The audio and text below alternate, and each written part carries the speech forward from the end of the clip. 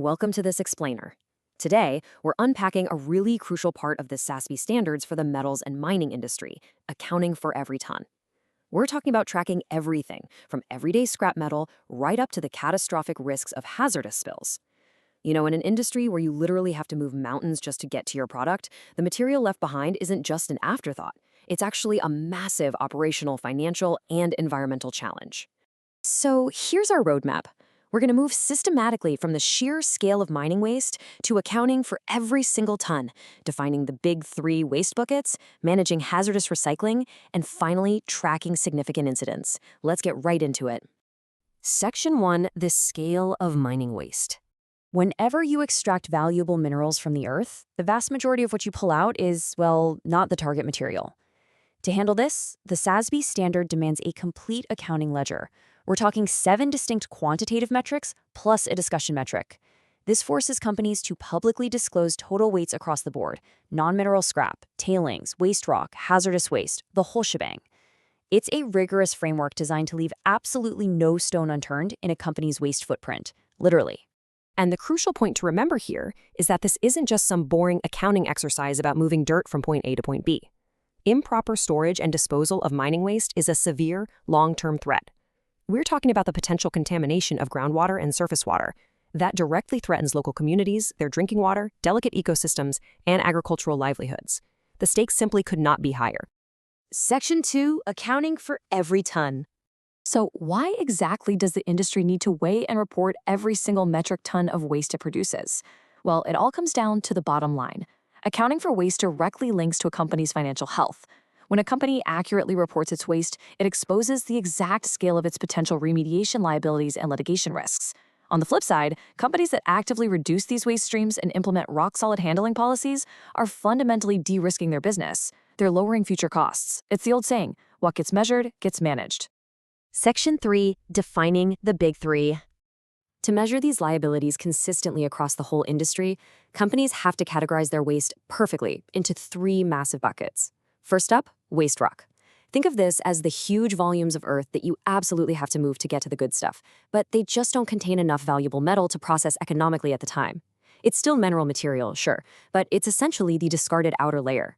Companies must report the total weight of this generated waste rock in metric tons.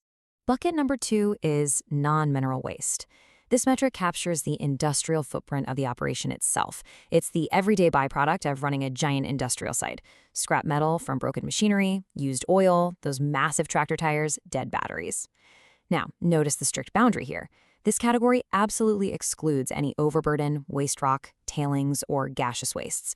It is purely the non-mineral industrial trash. And finally, the third bucket, tailings.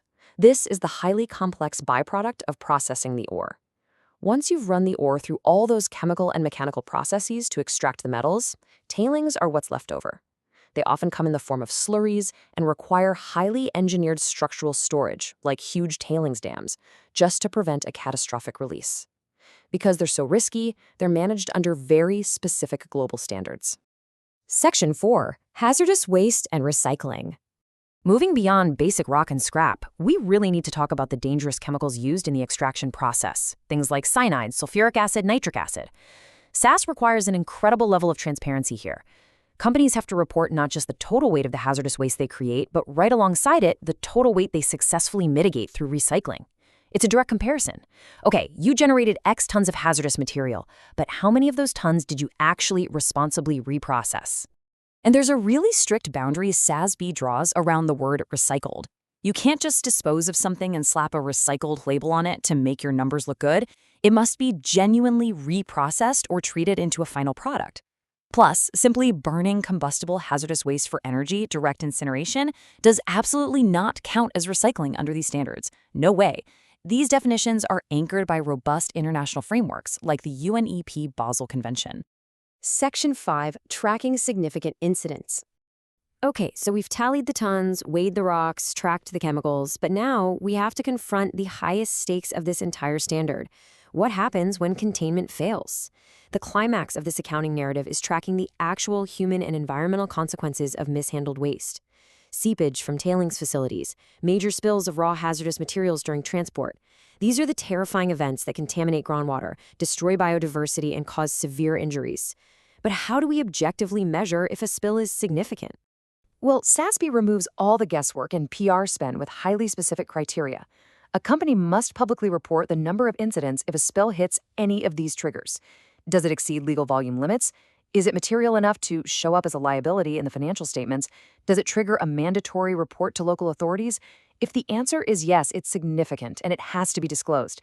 This forces clear, quantitative reporting of events that create real financial and environmental liabilities. Now, obviously, the ultimate goal is to have zero incidents to report, right? So to prove they're preventing these disasters, companies must provide a detailed breakdown of their management policies. They have to prove they have oversight across the entire life cycle of a mine. That means showing how they assess risks before digging, how they try to avoid waste in the first place, their exact procedures for safe disposal, and crucially, how they plan to safely decommission and close these massive waste facilities when the mine eventually shuts down. All of this brings us to the ultimate takeaway. As you digest these really rigorous metrics, accounting for millions of tons of waste rock, tracking hazardous recycling, the stark reporting of significant spills, consider what this data actually reveals.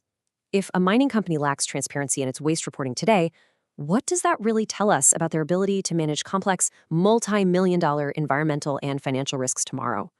Thanks for joining me on this explainer, and keep asking the tough questions.